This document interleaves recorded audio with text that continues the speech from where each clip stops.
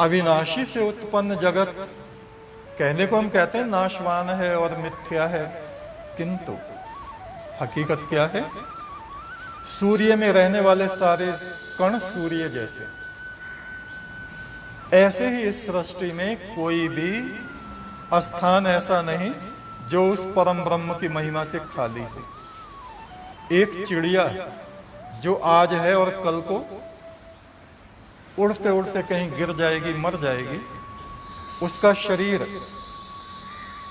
हम मनुष्यों को तो चिताग्नि देते हैं, उसको कोई चिताग्नि भी नहीं देगा, किंतु उसके शरीर के जो अवयव हैं, जो तत्व हैं,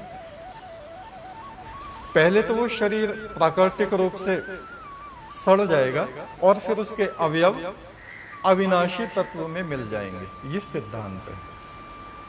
तो ज्ञान की दृष्टि से देखें, बल्कि अति ज्ञान की दृष्टि से देखें, तो संसार में कोई भी वस्तु नाशवान नहीं, नष्ट नहीं होती। हम मनुष्यों की मृत्यु होती तो शरीर पड़ा रह जाता है, और आप देवलोक में जाइए, उनकी मृत्यु कैसी होती देवताओं की? वे बैठे बैठे बैठे बैठे कपूर की तरह उड़ जाते हैं। यहां पृथ्वी पर भी बहुत से सिद्ध ऐसे हुए हैं। हमारे यहां चिदम्बरम में, साउथ में जो चिदम्बरम टेम्पल है, वहां पे ऐसे सिद्ध पुरुष हुए हैं, साधना करते करते करते करते कपूर की तरह उड़ गए।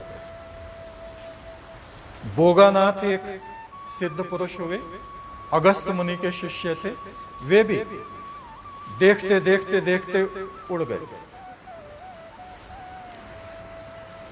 साधारण बुद्धि से इन बातों पर हम विश्वास नहीं कर सकते, लेकिन ये सत्य है।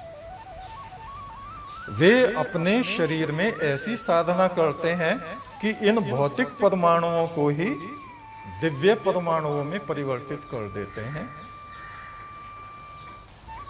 चिन्मय शरीर को वो प्राप्त कर लेते हैं। चिन्मय यानी ये शरीर ही परिवर्तित होके, दो तरह के परिवर्तन होते हैं, भौतिक और रासायनिक। इसमें रासायनिक परिवर्तन जब होता है शरीर में, तो ये ज्योति में, विद्युत में संपूर्ण रूप से परिवर्तित होके ईश्वरीय विद्युत में विलीन हो जाता है।